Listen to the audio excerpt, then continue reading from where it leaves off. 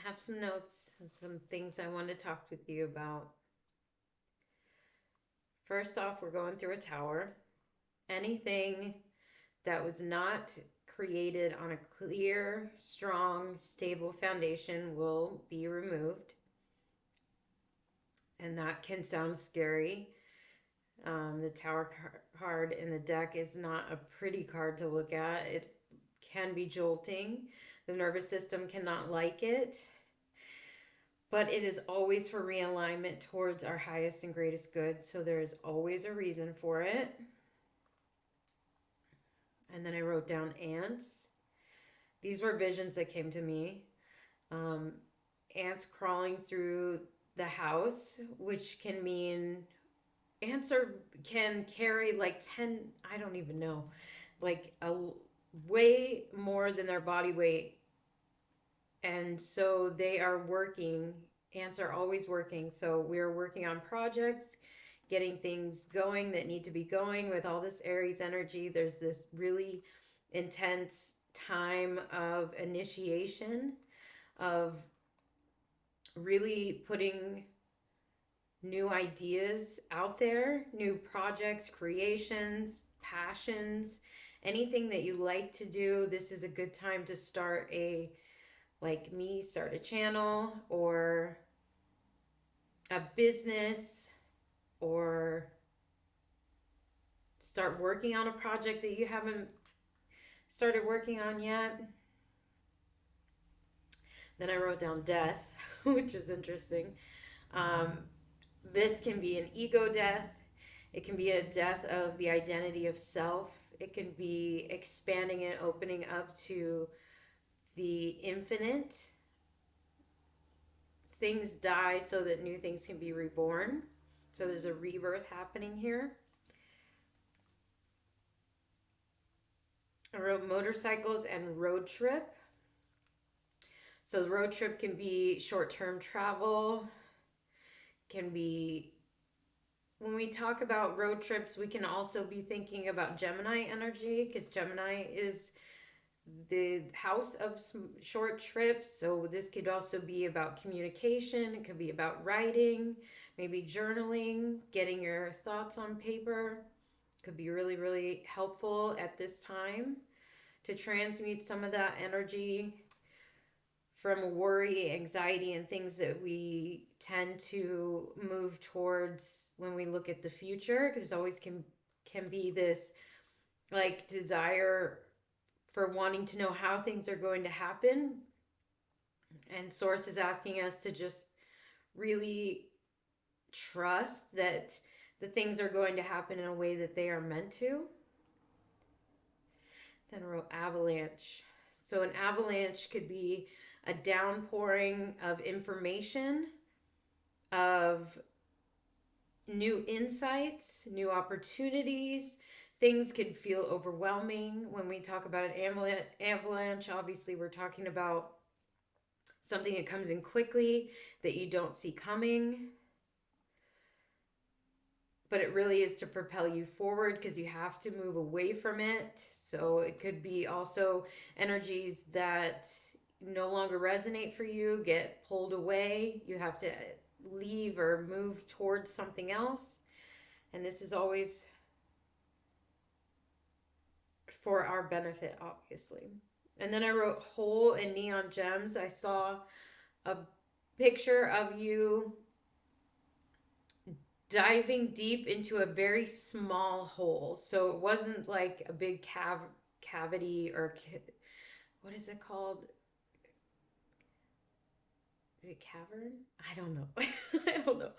Um, but a very small, like punched out hole, and all the way to the bottom. So it's like really, really looking deep within the self, all the way into the shadow, into the darkness, and grabbing neon gems. And those neon gems are going to be information, aha moments, insights into things that you didn't know, and really potent, important information that will guide you along the path that you are meant to be on.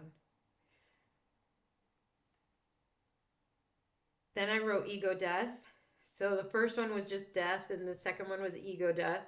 So identity, the self, realizing you are a part of the infinite and the all, of really removing those layers of the metaphoric onion that we are. So really getting to the core depths of the values and systems that you have can come from learning about the things that you don't like about yourself or the shadow side. I'm just channeling some of this information as I go. And then I wrote portal. So a portal is a separation between two spaces, and you can open portals here.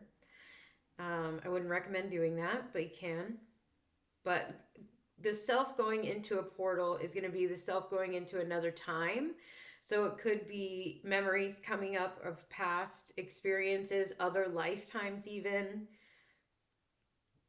And these will always bring with it knowledge and wisdom of what you're going through now in this life and why you are going through it. For example, I had a past life where I lived in a world that was mostly ocean, or I say like 90% ocean. And so we only ate fish, right? Different types of fish and plants and things like that that came from the ocean. And so now in this life, I never liked anything that came from the sea. I was never a fish. I didn't like any type of fish my whole life. I'm a vegetarian now, but before, when I did eat meat, I still never ate fish because I didn't like it. And it was because of that life. I had a confirmation burp. Um, because of that life,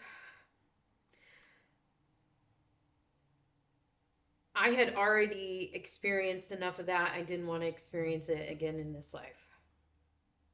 So then I wrote out spit out. I saw the world chewing on you and then spitting you out. So this can be trying something and failing at it, and that's okay because you learn how to maneuver around the things that you don't want and to get to the things that you do want.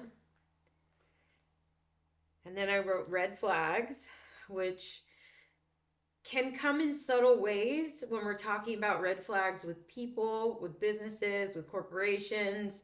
Just depends on what it is. If there is, say, in a relationship, there's a red flag in one area, doesn't mean that there's going to be all red flags in all areas.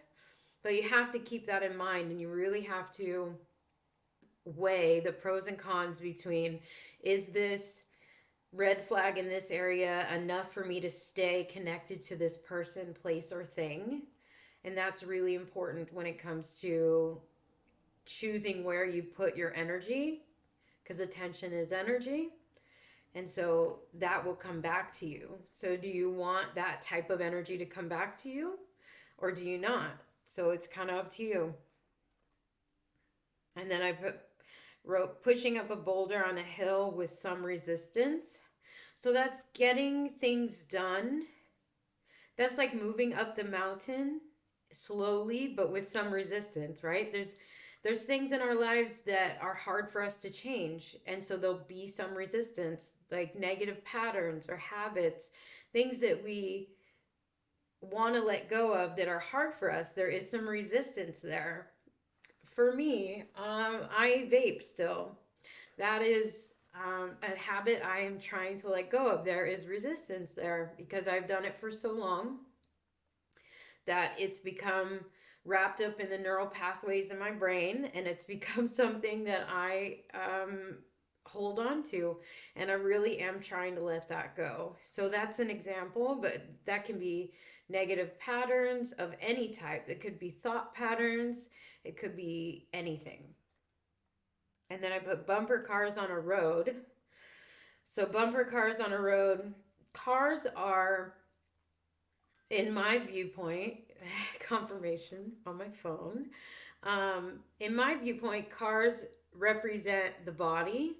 So people running into each other can be, it could be, I don't know, that's an interesting one. It could be people quarreling or fighting, or people wanting into your energy and you not wanting to allow them in. So there is a, you're kind of like bumping into each other energetically, and maybe realizing that those people aren't good for you, or this one is good for you, or who it is. So it kind of is a like a back and forth thing that you have to learn when it comes to who you want in your life, how long they're going to stay there, and what good are they going to bring to you, and what good are you going to bring to them, right? There's a reciprocal nature when it comes to our relationships that we have to keep in mind. Those are important. And I think that's it for now. I will be back with another video, and I appreciate you all being here. Thank you.